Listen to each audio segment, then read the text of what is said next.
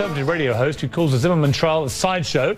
Larry Elder is the host of The Larry Elder Show on KABC and also the author of Dear Father, Dear Son.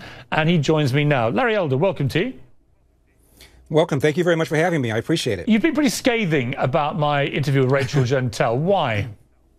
I was, because you weren't doing her any favors by condescendingly trying to convince her that she's a victim. This is a young lady who didn't apply herself, a 19-year-old who's still in high school. Instead of saying, young lady, take this as an opportunity to take stock of your life, you treated her like she was a victim. And that's how you're doing this whole thing about race and racism. 7,000 murders last year, Pierce, of black people. Almost all of those were committed by black people. Since Trayvon Martin has his unfortunate death, there have been 480 blacks killed in Chicago alone. 75% of those crimes have been unsolved. Where are the cameras? Where are the shows? It's outrageous to act as if Black America should fear some non-black guy stalking some black kid at night. The likelihood of a black person being killed by a non-black person is extremely remote, which is why this became a big national issue in the first place, Pierce. Right. It's perfectly possible, as we have shown on this show many times, to be just as exercised by what is happening in Chicago, which is an absolute national disgrace to America, frankly, in terms of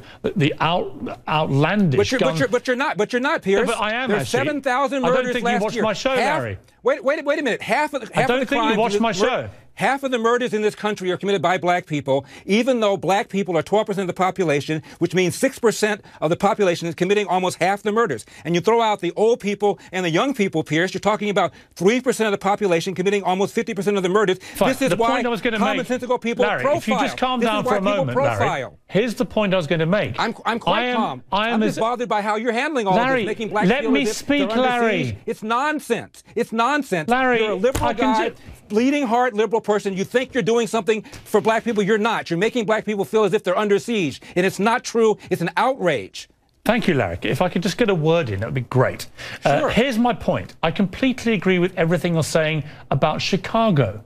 All right, let's just get that on the table. I've been saying this repeatedly on this show. It's a disgrace what's happening in Chicago, particularly with all these young black teenagers killing other young black teenagers. And the president and people down have to deal with it. But let's get back to the Zimmerman trial. Let's get back to my interview with Rachel Jeantel, because you tweeted some ridiculous things. You tweeted at one stage, would I like Rachel Jeantel to fly my plane?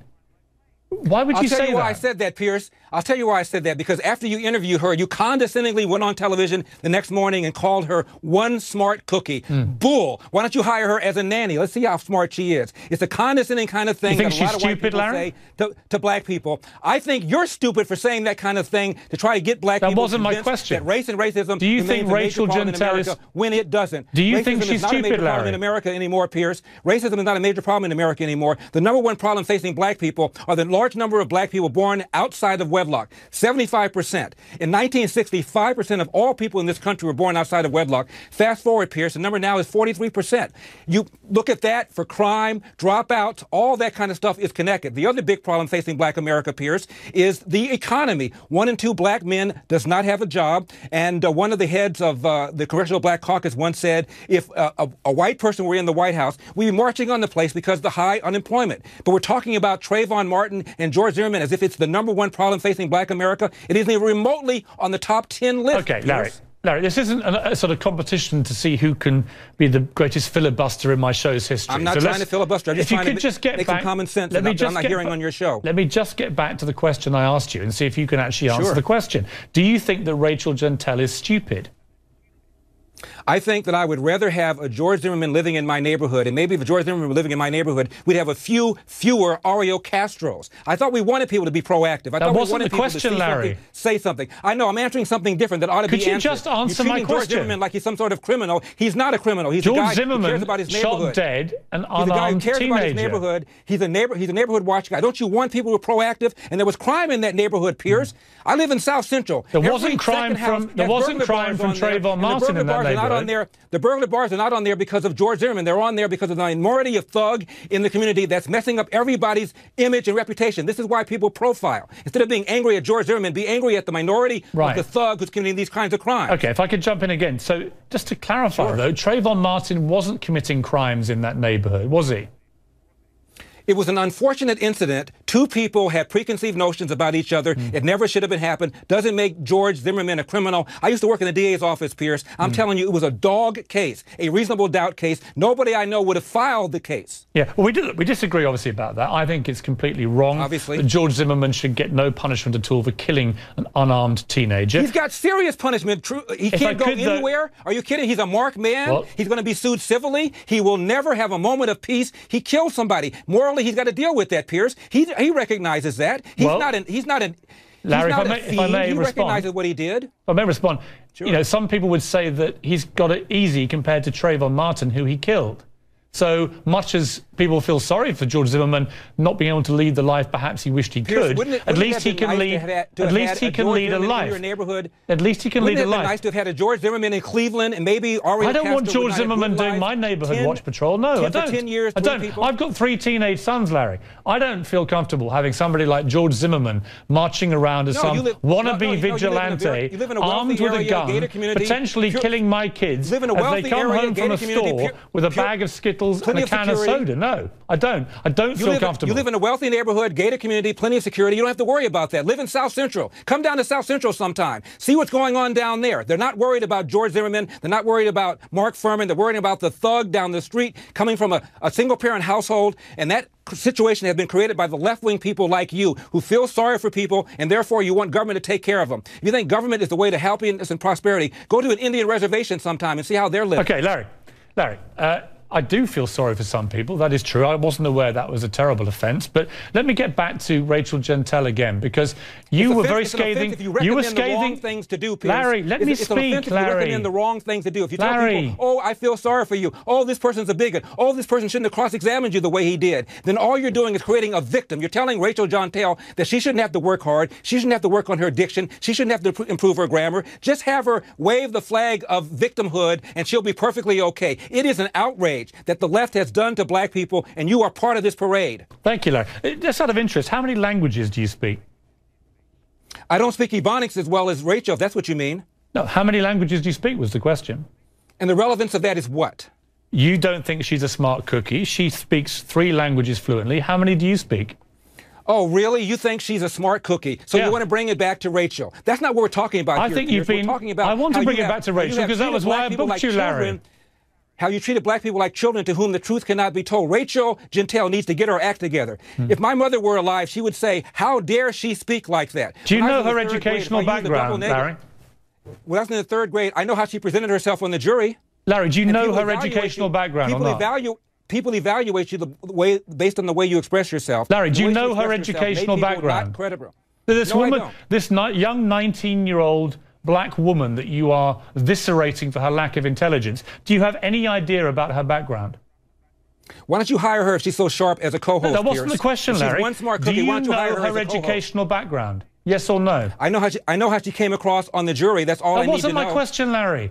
Do you know anything? Why are we even talking about this? Because actually, I think it's relevant. Let's talk about something. Let me enlighten you, Larry. I booked you to talk about Rachel Jeantel. Black America. Yeah. Let's talk about whether or not white racism is a major problem for black America. It is not. You are implying that it is. It is not. As we speak, there's a guy in prison right now in Phoenix, a black guy in an SUV with his fiancée, killed a Hispanic who cut in front of him. He wasn't arrested right away. Had the Hispanic family not agitated, the guy may never have been arrested. Where are the cameras? Larry. But you have some white guy do something or some non-white guy do something to a black person, we want to march on Washington. Larry, let me just... Piers. You ought to be ashamed of yourself. Larry, thank you. If I could just bring you up to speed on Rachel Jeantel, this woman that you think is so stupid.